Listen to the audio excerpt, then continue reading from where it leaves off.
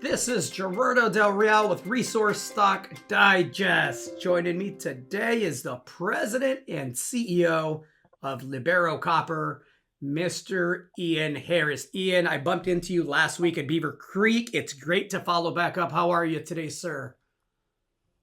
Doing wonderful. You know, things are getting really exciting. We've put a lot of work to get to where we are today. So obviously a little bit of a celebration.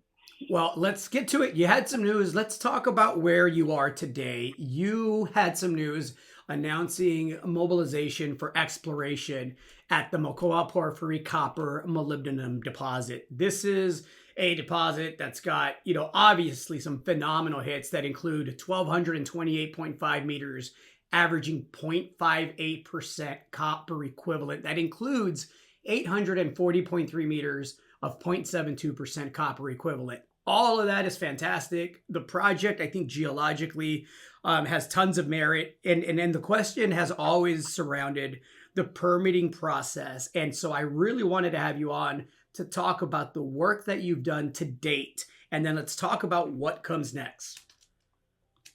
So I want to take a little step back, right? And to say, we have a huge luxury at Libero that, myself and working with people like Ernie Mast as a director of actually taking large scale projects of this size and scale all the way across the finish line.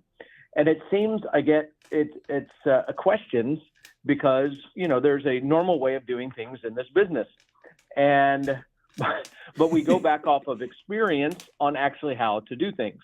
So the last drill hole into the project definitely demonstrated the potential of the project, right? It has a significant resource. We're seeing, a huge intersection of copper, which just speaks to its size potential. And then we've obviously followed that up with lots of work in the field through geochemistry and geophysics.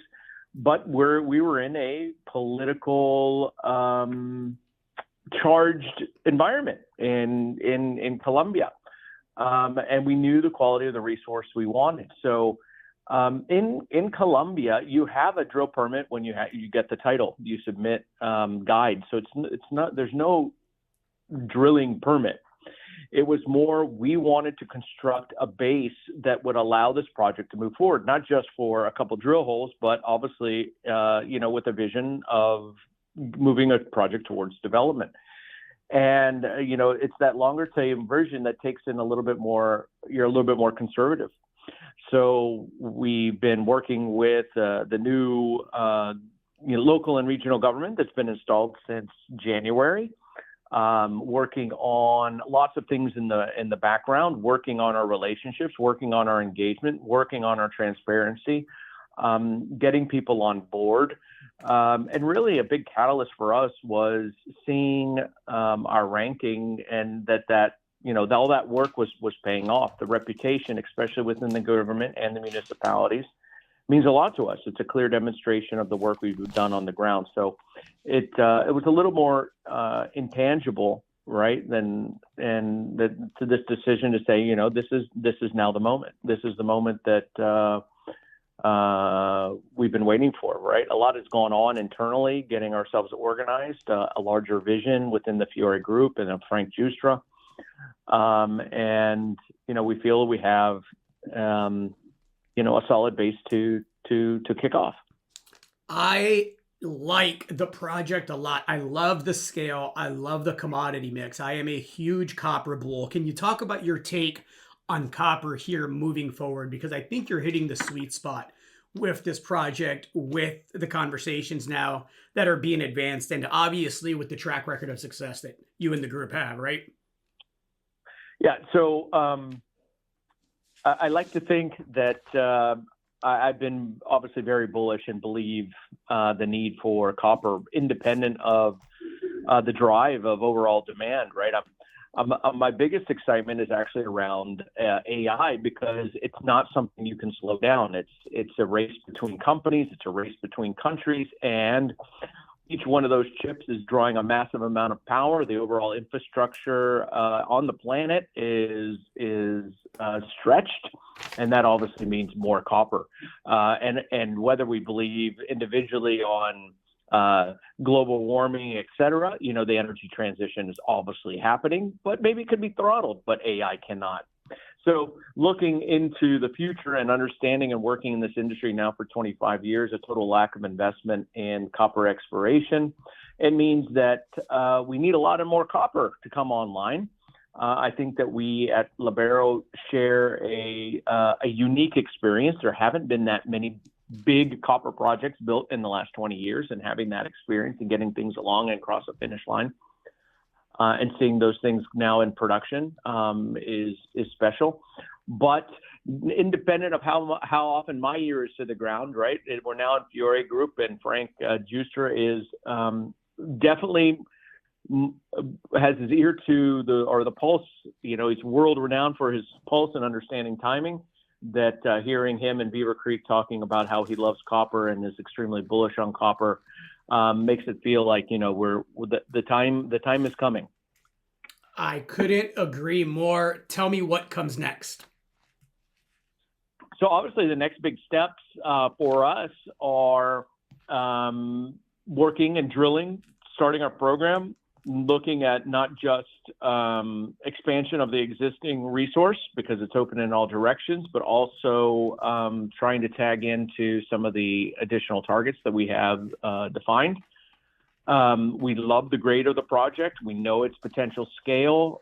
There's very few very large copper projects of the potential of Mocoa out there in the world, so we know how special it is, but we have to be able to demonstrate that.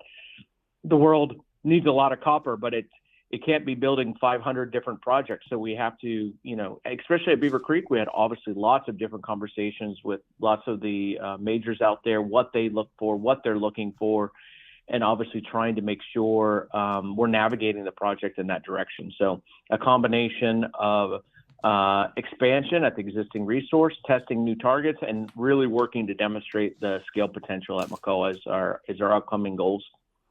How do you continue to unlock the value here for yourself, for the team, for shareholders? Again, I mentioned the scale of the project, right? Clearly, there's a lot of value waiting to be unlocked here. What's going to be the approach? Well, I think that, if you look at the numbers, Mocoa is already a very valuable project. So just demonstrating it's moving forward, I think creates a lot of value for shareholders. The other big one for me is demonstrating the expansion potential at the project, right? Companies are although we already have over 600 million tons, companies are looking for that billion-plus size project and demonstrating also, I've had a lot of discussions on this, a starter project that is highly economic that then can be expanded upon, right? I think there's a little bit of gun shyness right now of starting that immediately a $10 billion construction, right? So you want to see projects that can start very effectively and then quickly expand on the existing resource. And so developing that pathway, showing that pathway, putting out drill results. I mean, we obviously have multiple triggers to create significant value at Libero in the medium term. And I would even add, right, when you look around the space, there's very other few projects of the similar size and scale, and the majority of them are kind of stuck in the mud, either through a lack of experience or lack of access to capital. The pounds in the ground have never been cheaper. But the outlook has never been better. So I think that also creates some additional opportunities and avenues to create some value at the company. Couldn't agree more. Looking forward to seeing you and the group work this cycle. Ian, thank you so much for your time. It's great to catch up again. You too, as always. All right, cheers. Hey everybody, Gerardo Del Real here. If you're enjoying the content that you just saw, you can let us know in 3 simple steps. Hit the like button, hit the subscribe button, and please share across your network and on social media. Take care, everybody.